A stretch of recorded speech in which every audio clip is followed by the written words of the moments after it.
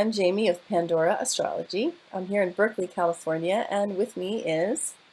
Hey guys, it's Julia Mikos joining in from San Francisco. And today we want to talk with you about the solar eclipse coming in June of 2020. It's happening on the 20th if you're on the west coast of the US, on the very early morning hours of the 21st if you are many other places in the world. And this is a solar eclipse, which is a time when the sun is eclipsed by the moon. And solar eclipses, rather famously, generally have a physical, visible effect in our life, whereas lunar eclipses, to differentiate from that, are often more internal, more subjective, more emotional. So this is of the outer objective variety of eclipse. It's happening in 0 degrees of Cancer. There you can see it's the sun and moon are here together at 0 degrees of Cancer. And so this eclipse is built on a new moon, which is always true for solar eclipses. And the eclipse is so very close to the nodes, the north node in Gemini here in particular, which is opposite the south node, as is always the case. These are so close to the node that this is a very intense eclipse.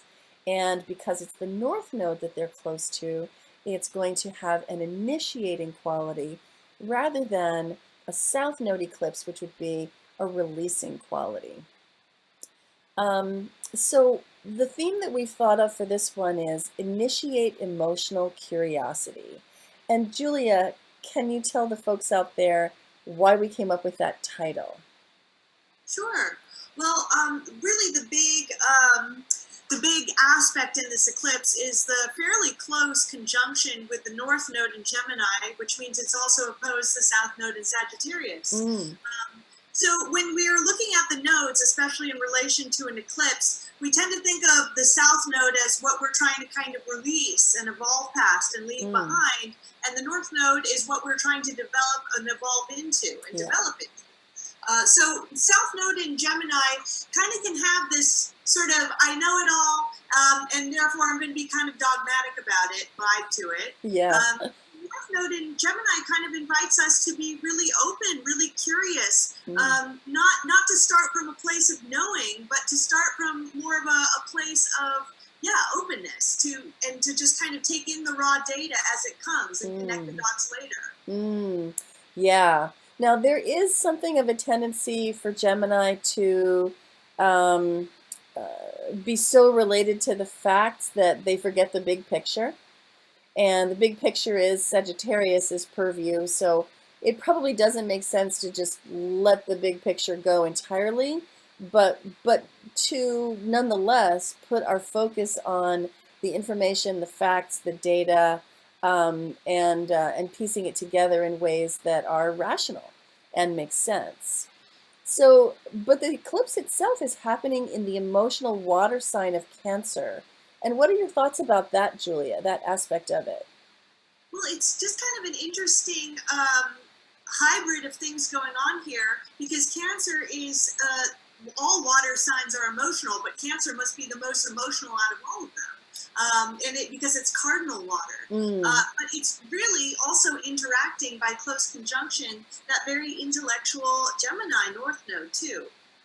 Yeah, and thus that feeling of initiation by plugging into the North Node, but also the feeling of initiation that does come with cardinal signs in general. Cardinal is the initiating modality. So there is very much the feeling of freshness, of birth, of newness, and that's a quality that tends to pervade a new moon anyway. It's a time of planting seeds of the new so that they can grow going forward. So all of those themes would seem to be present. And so because this is happening on a sign cusp, people are going to feel it in the sign before as well as the sign of.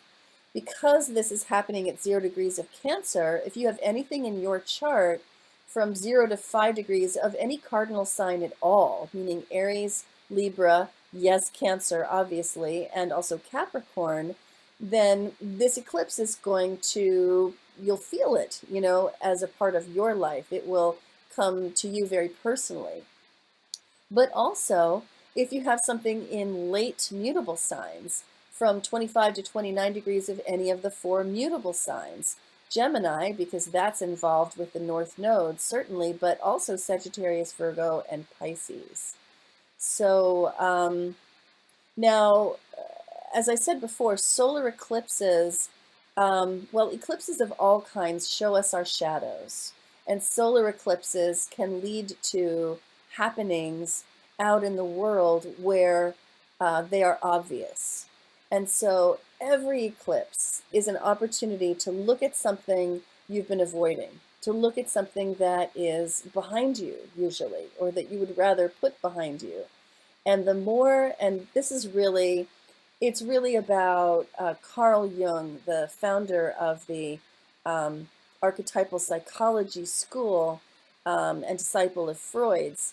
It's Jung's idea of the shadow that is really behind this thought, which is the more that you become aware of your shadow, the things that you are expressly not looking at or expressly avoiding, the more you become empowered in your life.